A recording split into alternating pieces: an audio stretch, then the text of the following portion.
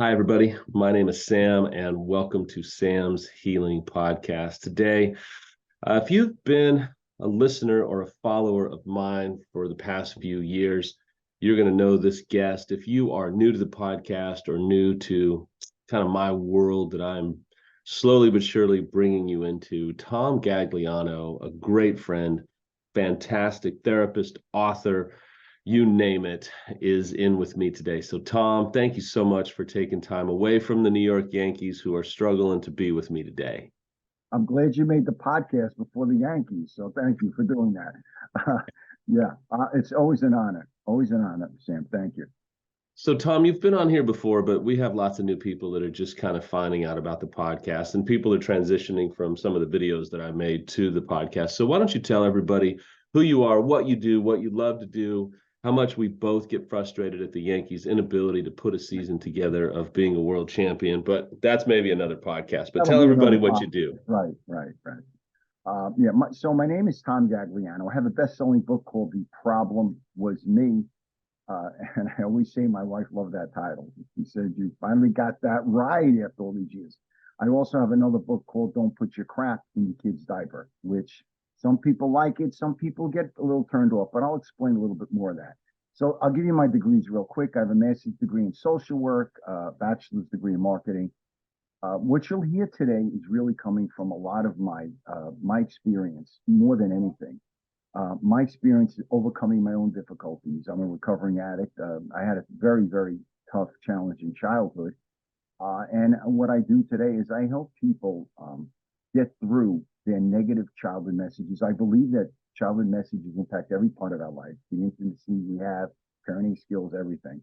So I facilitate groups for men that have come from tough childhoods, men suffering from infidelity, addictions. I also help consult couples with their intimacy issues, emotional intimacy, couples, parenting, as you'll hear in this podcast, will be about parenting, get through divorces, and so on and so forth. And again, a lot of what you'll hear today are coming from my own personal experiences in getting through some of the challenges I've had coming from a bad childhood and how I changed that with my children. So, real quick, about 20 years ago, I moved away from the world of business and I decided two things: to give my children the healthy and positive messages that were denied to me in my own childhood. And the second was to help other people that came from such atrocious childhoods that they were constantly sabotaging the happiness in their lives with their children, their spouse, and so on and so forth. So that was a quick little rendition of who I am. Thank you, Sam. That's great.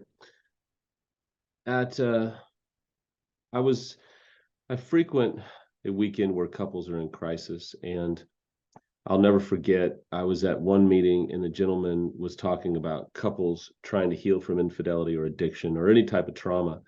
And he said, and I'll never forget this, people's jaws dropped when he said, most of the trouble that you are walking through right now is due to developmental and childhood trauma and family of origin issues.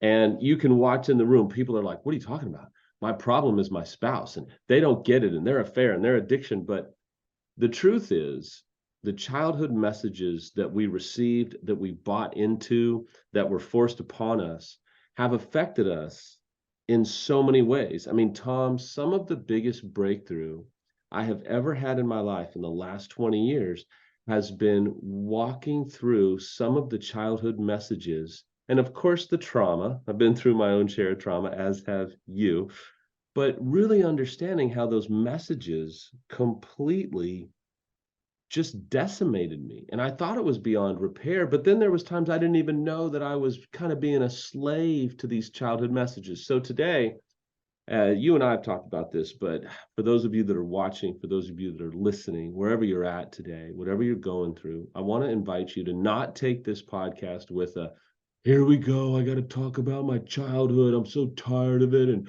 I don't want to talk about maybe molestation. I don't want to talk about maybe the abuse. I don't want to have to get back into that. But here's the deal.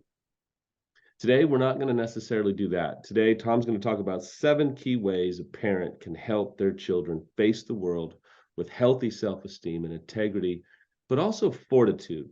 And at the end of the day, man, if Tom, if you and I had received some of the messages that you're going to share today, it's not that everything would be amazing, but man, we probably could have avoided a whole lot of hurt and a whole lot of pain and a whole lot of mistakes. So that's my kind of lead in. So, Tom, take your 7 ways, launch out. I'll interrupt you only when I feel it is necessary. So hit it, brother. So I'm gonna say a statement that if there's anything you take out of this podcast, your viewers, please hear this. When a child feels like they don't matter to their parents, it's not their parents they stop loving, it's themselves they stop loving. That does not go away. That's a message ingrained in the person. When my dad was not home drinking and doing all this stuff, I didn't say my dad's an alcoholic. I said, what's the matter with me that he doesn't want to be with me? So let's start from the beginning. Because the version everybody in this podcast saw in their childhood, the version of intimacy that their parents had, how did they cope? How did they help each other? Did they get out of their own ways? Did they run away? Did they shut down? Did they go to addiction? That is ingrained in everybody listening to this podcast and will show up when they are in their intimate relationships, for sure. So you're not Absolutely. only in a relationship with your partner, you're in a relationship with your partner's childhood messages as well. That's what I tell all couples. Don't lose sight of that. Your filters are contaminated or helped by what your time traveling piece has told you. Now we can go further to your 7 suggestions, but I had to say that. It's very important. No, absolutely. Bro, listen, we're 3 minutes in, and that's such revolutionary thinking for a lot of people that they don't understand their childhood wounds. Sometimes they're at war with their partner's childhood wounds, and they're just going like this. So, And I better realize what they are because yeah, I'm in that relationship with their wounds. So if I want to make the relationship work, I better know their wounds. They better know mine. Now our filters, what I say, might be what they hear. Until I come to that conclusion, yeah. what I say may not be what my partner hears. My wife could tell me, "Did you tell her the garbage? You forgot." And I could hear she just said I'm a horrible husband. Be aware of your filters. Right. You're So right. So we're going to go into the 7 parenting skills, and I'm going to incorporate that into. Sam, here's this. I got a great one for you. My parents were divorced from each other 3 times. Did you hear me? You get that? Come Wow. on, that's got to be Guinness World Record, no? I mean, we try and really be non-shaming here, Tom. We just celebrate and encourage and affirm and go, how did that make you feel, Tom? Yeah, right. Well, let me tell you where I came from in that when my father, God rest his soul, was dying of cancer at 56 in the hospital, hooked up Mm, to morphine. They forgot if they were married or not. They don't remember. wow. They didn't remember. They had to go and get the mayor to come in, and they found out they weren't married because of the will and where the stuff goes, whatever. So I hope your listeners don't leave the podcast right now. Please stick with me. Don't go away. Just hang in there. Hang in there. Okay. Got it. So let's begin. The first and foremost important piece a parent can give their child, in divorce or not, is to create a safe place, a place where their feelings matter. A kid who feels like their feelings matter will feel like they matter. To tell a child they shouldn't feel like that, or that's silly how they feel, you're telling them that what they're saying is not important, which means they're not important. Please remember to always create that safe place. You want to keep that door open for your children. So when they want to solicit their feelings, they don't go to the wrong place, right? You want them to Right. come, even in a divorce, you want to keep asking your child, what's going on? How you feeling? Don't stop after one conversation. Keep doing that. You know, in a divorce, for some kids, it's like throwing a grenade in the middle of the room. They don't know how Yeah. to deal with this. So keep talking to them and keep creating whatever they say is okay. You don't have to agree with it, but just validate it and acknowledge it. You know, Sam, a quick story going back to my childhood. My dad used to call me his little girl every time I shared a feeling. That's who I was, Mm, his little girl. And I remember my son, when our dog died, and my son was 10 years old, the dog was 10 years old, and he was devastated. And Sam, I remember saying, I don't want, who in this world wants to see their children in pain? Nobody does, right? We Right. want to I wanted to put the pain out immediately. Why? Love them. And I Yeah. remember walking into his room and I said to him, how you doing? And he said, I'm okay, Dad. I don't know why. It wasn't something I got from my childhood, but I knew I had to do more. And I put his arms around me and I put his head on my chest. And within seconds, he started to cry and Mm. he was gushing. I didn't know what to do, Sam, but I really, now I look back and I realize I gave my son a safe place, a place to cry in his father's arms, a place I never had as a kid. It was a place I was allowing my son to have with me. So Right. when I say these things, creating a safe environment for your children, we all want to take the pain from them. But sometimes it's better to sit with the pain, talk about the pain, and let them process that pain when they're ready. In a divorce, Absolutely. same thing. When my parents were divorced the first time, I was grabbing my father's leg. I didn't want him to leave. And I wish somebody would have came to me and said, hey, how you doing, kid? Yep. You okay? That's the first thing. 100%. Okay. Create a safe place for your Okay. children. Talk about your feelings. Okay. Number two. Number two, confer with your inner child when your child is suffering. You know, we're Mm. parents, we try to fix. So I always say, when your child is suffering, think about what you would have wanted to hear at that age. Let that compassion guide what you say in the way you say it. Again, like in a divorce, they're devastated. What would you want to hear? You know, again, I'll bring it to a story because this is what I do. The Right. story of a child in a baseball game where something was bothering him. He was the star pitcher of his team. He pitched horrible. They lost the game. And I walked into the dugout, Sam, and I said, you know what? Let me be his therapist. And how you doing? Let me be his pitching coach. Let me help him in his Right. pitching rotation, right? I don't want to see this kid in pain. And I walked into the dugout. I'll never forget it.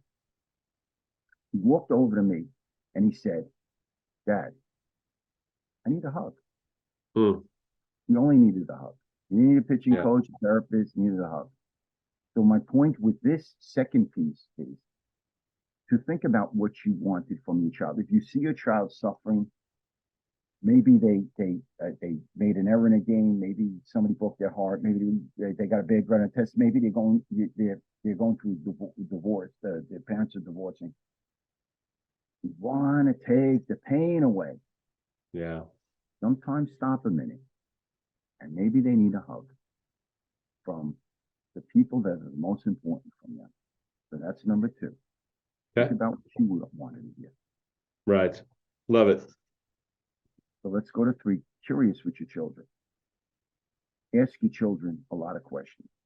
What sites do they go on a computer, who their friends are, whatever. Keep asking questions and validate whatever they say. And Tom, what do nobody, you do though? I got to stop you because yeah, you please. know me. I got three kids. I think parents out there are like, I asked my kids how their day was. Good. I asked them, what movie did you watch? So and so. How was it? Good. Like, what does a parent do when you just hit that point where you're like, Tom, I ask questions and I get one word answers, or I get these, BS things. And the parent in me wanted, now my kids are older, but the parent in me would want to shut down and go, well, damn it, I tried. It's never gonna work. What do we do? First, get rid of the message that because they didn't respond, you failed. Let's put that in the garbage Okay. because that's not true. A Okay. parent that is curious with their children is giving the message that they care. I wish to God, Sam, you were my parent and asked me questions. Okay. Yeah. So remember, it's not a failure. You're showing them you care by asking them questions. Now, if they're not ready to speak to you, you can respect that boundary and just leave it that, hey, I'm here for you. Don't stop being curious. There's going to be a day where it doesn't have to be tomorrow, where they're going to say, my dad really cares. He's asking me questions. That door is open. Don't shut the door and stop asking them. What It about doesn't when have to be today. I know now I've got a guy. I see myself driving down the road here in Austin, Texas on 35 in traffic going, I've asked questions. He never wants to talk. It's pissing me off. It's like they just won't open up. What does that person do that can't Why get their is he teenager making to it open about up? him? Why is he making it about him? Because it's me, Tom, because that's what we do. We make things about ourselves. Okay. Exactly. But Exactly. So what do we do? yeah, we do. So, in the 12 steps, I love the third step prayer, relieving you of the bondage of self, because I, I get it. I get it. So we have to learn to be selfless and say, you know what? I will keep reinvestigating that, even with no response. I'm here for you. Anytime you want to talk to me about anything. And again, this is the thing I tell people going through a divorce as well. Don't just ask once, keep asking, keep asking. That is very positive. My, again, I come from the opposite of that as a child. I wish my parents kept curious with how I felt. I wish that happened. So Okay, that's don't fair. stop asking and understand that they may not be where you want them to be. They may not have the ability, have the knowledge to be able to share feelings. But Sam, as we'll get to number 4, what we show them, our values are instilled in them. They're instilled in them. So the more we could be transparent with our feelings, not that we parentify them, but to be able to say, yeah, hey, you know what? That hurt me. Yeah. The more we allow them to be transparent with their feelings. But Okay. remember, a lot of this is the age of the child. Okay. Sure. Children, their brain hasn't wrapped their heads around this. I remember Yeah. when my parents were divorced, my mother always knocked my father, and we'll get into how bad that is when you're knocking your ex. But my father once, with all his addiction, said to me, remember, your mother always loves you. Sam, I never forgot that Mm, because he made me feel like my feelings counted, not his. My mother never did that. Just being honest. So mm. just, we have to remember that. They may not be ready, but don't stop taking positive actions. Okay. All right. Move on to 4 because I don't want to make this about me. Number 4. Monitor your inner critic. Look, at the end of the day, Uh, we can't give our children what we don't have. We can't. We instill the values we have. So show your children that you're willing to work on yourself. You're willing to get help when you're struggling. You're willing to talk about your feelings, your struggles, not to parentify them at a young age, but to be able to say to them, hey, getting help is courageous. It's not weak. I run my men's groups, right? It's so funny. Every time a guy shares his vulnerability, everybody and all the men in group are like, whoa, you go, dude. That's great. You know the guy who shows his vulnerability, what he thinks? I'm a wimp. yeah. I want to use the other word. What's the Yep. matter with me? No, we're all given the wrong messages in childhood. My father called me a little girl. I still struggle with sharing my feelings. Oh, I'm great at Yeah. helping you, Sam. But So let me ask you this. I think I think the clinical world has jumped on the inner critic. But I will say the last few years, I have noticed more clinicians, more coaches, yes, more people talking about it. agreed. But it is not something that has been around for ages like the inner child or the wounded child. I mean, I remember being a kid hearing my mom talk about her inner child and being like, what's going on? So give me just a super quick definition. What is the inner critic that lives inside of us? I call that the warden in my book, The Problem Was Me. That's that fictitious character that sit on our shoulders from childhood, telling us all the things we're doing wrong. Don't trust people, you'll get hurt. Don't share your feelings, you'll get hurt. Uh, when you make a mistake, you are a mistake. Don't you dare fail, you are a failure. These are all the negative messages created by, I call it the warden in my book, this fictitious inner critic. And to silence that warden, Sam, we need other people's voices in our head to help us put muscles on our chest so we can confront this warden not alone because the warden's messages are way too strong. but that Okay. wouldn't sabotage every piece of our life. No, and that's great because I love the idea of the warden, love the idea that the message of the inner critic is typically shame, disapproval. And so thank you for that. That's great. All right, number 5. Um, that is, what do we have number 5? What was the one that was number 5? Oh, choose your battles. Yeah, listen, you know what? We have to choose that. If we are just in a relationship with our children, we're telling them what to do, telling them what to do. Whether it's a divorce or whether it's not, their ears are gonna shut off, even if you're Yeah. 100% right. So my point is, choose closeness instead of being right. If you keep just telling them what they should do, whatever, again, you could be right, but is it helpful if they're not listening? Again, I go to the little quick story with my oldest son when he graduated high school, and everybody's telling him, do this, do that, do this, do that. And I remember coming to him and saying to him, Tommy, you know what? It's got to be so tough for you. Everybody's telling you what to do.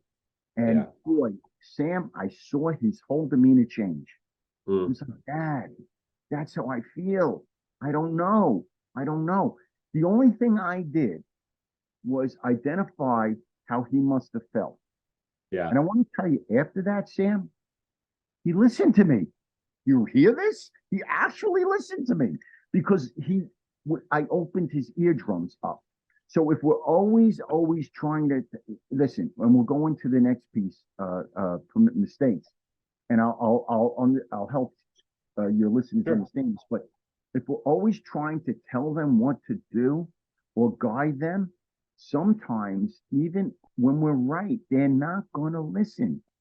So we got to make sure we choose the times when it's important and when it's the times we should listen. In sales, I did sales for a long time. We have a saying, you can feed your pride or you can feed your kids, Yeah, right? Because there's sometimes you just are like, I don't want to do this job. I don't want to sell this. But then I think in parenting, sometimes it's you can feed your pride by having to be right and the authoritarian constantly, or you can feed their self-esteem through picking your battles, choosing when the time is to go, hey, look, here's your options. And then there's times to be able to go, look, man, I get it. I totally get it. And then there's times, this is, wouldn't you agree? We didn't talk about this, Tom, but wouldn't you agree when a parent apologizes, it is at some level one of the most diffusing things a parent can do to help that kid feel safe? Dan, you said something that's so important. If I can't admit my wrongs, why can't do I expect my son to come or daughter to come to me someday and admit their wrongs? Really? How does that work? It doesn't work. So that's a huge piece to say, listen, and you raise a great point. But why am I saying I'm sorry? Am I saying I'm sorry because I did something wrong, or am I saying I'm sorry because they're hurting? Right. There's different sorries too. I can get mad at my child for doing something wrong, and I could blast them through the roof with anger. And he or she, and he has, my son has come to me and said, Dad, you're right, but you came at me with all anger. You're Yeah. right. I'm sorry I came at you with anger. I'm not sorry for what I said. Sorry I came at you. So that's That's one of great. the most important things I a love it. parent can do. All right. Absolutely. Quick. I think it was a great point. All right. Number 6. Commit mistakes. Look, at the end of the day, the children that grow up with integrity and self-esteem, when they make mistakes, look at it as an opportunity to grow. What did I do wrong? Children that grew up fragmented, that felt like they didn't matter to their parents, that split into two pieces. Hmm. Your other podcasts that I did with you will talk about infidelity and stuff. Those are children that when they make a mistake, feel like they are a mistake. They won't try Hmm. again. When they fail, they feel like they are a failure. They won't try again. We want to build children that when they fail, it's part of life. Yeah. Everybody thinks, I hate this giving a trophy to everybody in a little league game because they got to learn to, kids got to learn to fail. Stop rushing in, parents. Let them fail. Talk to them. Hey, what'd you learn? Whatever. So they move forward, not move into, well, I'm always going to fail. Why should I even try? So that's the piece of mistakes. And what is the opportunity is if I choose not to clean my room up, I choose not to get my allowance. Choices. If I Yeah. choose to come in after my parents said I can, I choose not to go out tomorrow night. Teach your children choices. Choices. What they choose has the consequences of what they get. Okay. Number 7. Yeah, celebrate your child's victories. When I have a granddaughter, okay, so as soon as she started to take some steps, we're cheering like she won the lottery. Whoa, look at this. Celebrate your child's victories, no matter what they are. Not what you think's important, what they feel important. Anything that they do that you see that makes them feel good, celebrate that. Celebrate those victories because we want our children's brain to connect on celebrating victories, not to go on to dilemmas. Because I Yeah. know that's what I did. I could have did 7 things right. If I did one thing wrong, guess what I thought about when I was at the end of the day? What I could have did better. Yeah. So learn to teach your children to celebrate their victories. And remember something, it's not the grades. If you have one child that gets A's in school, don't say, I'm proud of you, you got A's, when the other child maybe can't get A's. Right. Instead, say, I'm proud you worked so hard. Every child can work hard, but every child can't get A's. Now, throughout today's podcast, we talked before this about divorce. We talked just about how it affects kids, and today you've thrown some good little messages in there. But for those of us that are going through a divorce or are wrestling with the divorce has already been completed, I'm doing a very hard segue here for the sake of time. It is probably one of the most devastating things a kid can go through It's a grenade. because their attachments, there's so much that happens. However, there is a way to go through it that can redeem the kids' esteem and redeem their kids' worldview. There's a way that parents, there's some do's and don'ts. There's ways, I mean, I've taken so many notes just on everything that you've already said, but Tom, you're an expert in this. And as I tell people, not every marriage makes it. Not every marriage should be saved. And that's a very difficult thing to say, but some marriages shouldn't be saved when there's absolute abuse and some really dark things. That's another podcast. But when you talk to parents who are having to go through divorce, what are some things that are just, if you were to make the 10 commandments, or if you were to say, look, this is just a few things that are absolutely imperative that maybe you've talked about today, or maybe to throw in, what would you say to people that are like, man, I don't want to traumatize my kids any more than they've already been traumatized? First of all, remember, foremost, your children don't see your ex the way you do. That's the first thing.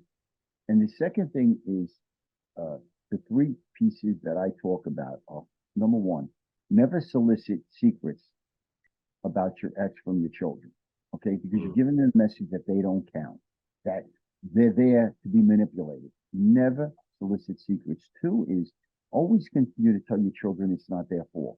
And again, to my first point, let them share their feelings. Whatever they do not say they shouldn't feel that way. They don't see things the way you do. Validate those feelings. So always tell them it's not your fault, but allow them to keep talking about it. This isn't a one conversation and we're done thing. Let them keep talking about it. And also always remember that, if you or them or whoever moves on in their life and finds somebody else, that these children are always going to be, you're always going to be their first hero. They're always going to see you as the heroes that they had when they were born. You were their gods with skin. Okay. So never forget that, and never forget about letting them know that. So those are the 3 big pieces that I first and foremost say. Now, again, it's totally different if you're with a spouse that's not involved with your kids, that is Sure. just abusive. I want to make that point. I'm not Of saying course. it's for all, but if you have someone that is involved, that does love your children, that does care, these are the things that you need to talk about. And don't always control your time with your. If your children want to spend more time, allow that to happen. Again, selfless versus selfish. Okay, let your children know that it's okay to spend more time because you love that they're happy. Happiness of theirs comes before your need to feel insecure, like they don't love you enough. Okay. Um, And that's a Another great thing point. I I think so many parenting mistakes could be avoided if we were selfless and not selfish, right? but what that's a great point. What's underneath that? That's the point. Is I'm afraid. I love my children. I'm afraid I'm losing their love. I'm afraid of losing their time. It's not true. It's false evidence appearing real. It's not true. Your children will love you more and respect you more if you realize that, if they realize that they come first and not your fears come first. So it's important to understand how that is. I'll never forget my father telling me, always love your mother. My mother never said anything positive about my father, but Mm, how 60 years ago, 55 years ago, did I remember that? Because he put me first, which mm. seldom happens. So it's important to remember that you're not trying to win a ball game. You want to give your children that they come first. If you're happy, I'm happy. How does codependency start? It starts when I believe that other people's happiness comes before mine. Okay. Mm. That's not healthy. So it's important to understand that the more you, and here's a tough one.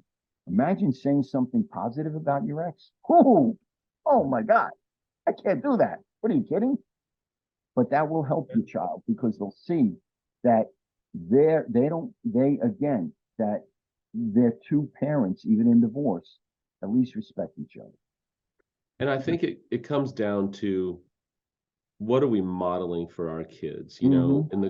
in the coaching that I do with people, it's amazing to me how bad parenting has been modeled to them or how they were parentified, which is a whole nother podcast Oh that yeah. Oh yeah. sometime soon I want you to come in and talk about Yeah. how we Oh yeah. parentify our kids. And I would love it is to. probably in my own kind of coaching practice, if you will, I have seen more people completely devastated by their parents parentifying them than almost anything else, at least in this world that I'm in right now. So, Tom, I want to thank you for coming in. I think today was just so insightful.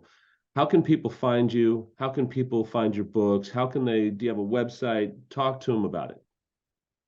Go to my podcasts are found on The Problem Was Me. Anywhere you want, Spotify, Instagram, all of those, not Instagram, see iTunes. I'm still navigating this You're getting thing. there. So You're getting there, buddy. you, We listen, you need to correct we're me. at Yeah, Sam's Healing Podcast. We're compassionate to the senior citizens who don't I'm so understand. glad you are. See, I need my kids here. I'm going to call them and tell them to help me out. Anyway, so you could find my podcast on Instagram, Spotify, anywhere. Put in The Problem Was Me, and they'll come up. Listen to them all. I got 24 of them. If you want to interested in any in my group or in anything else, you can get a hold of me on theproblemwasme.com. That's my website, theproblemwasme.com. Yeah, and Sam, I always say to everybody listening to anything that I talk about, take what you can that you can use and leave the rest. You don't have to agree with everything I say. There's a lot of stuff we talked about. You don't have to agree with everything I say. Take out what you can use, and that's all I have. No, and I mean, Tom, I take notes because there's so much that you have to give. You've helped me in ways you don't even know in terms of my own Oh, parenting thank and, you. and It means navigating a through lot. it.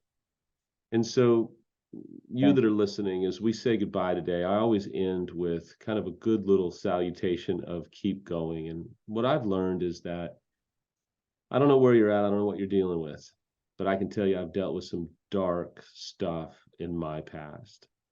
And there's a point where we have to give each other, but most of all, we have to give ourselves compassion to know we are a work in progress. We haven't arrived yet. Excuse me. We haven't found ourselves on the cusp of all of my wounds and all of my pain and all of my hurt is rectified and I am good. I am superhuman. We're all a work in progress. And you've got a choice today. You can keep going or you can lay down and quit, curl up in the fetal position. And I've done it so many times, and I've cuddled up with a bottle of Bullet Rye whiskey more times than I can count. With And you. it never got me where fortitude, courage, humility, vulnerability, and expert help got me. So wherever you're at today, man, reach out to Tom, reach out to me. You can always email me at samshealingpodcast@gmail.com. I answer my own email. It might take me a little while, but I do answer it. Listen, if you're alone today, find help. You can find help. Go read, get yourself moving. Moving bodies are healing bodies. Moving bodies are healing bodies. Get moving, read, go for a walk, get a comfort meal, take care of you. Nobody's going to take care of you for you. You're an adult. That's a hard lesson, but it's a lesson that changed my life and rescued me out of self-pity almost 2 decades ago. Tom, thanks for being here, and thanks for tuning in, guys. And just to say, it's a we process, not a me process. And we're only seeking the darkest secrets, as they say. Thanks again, Tom.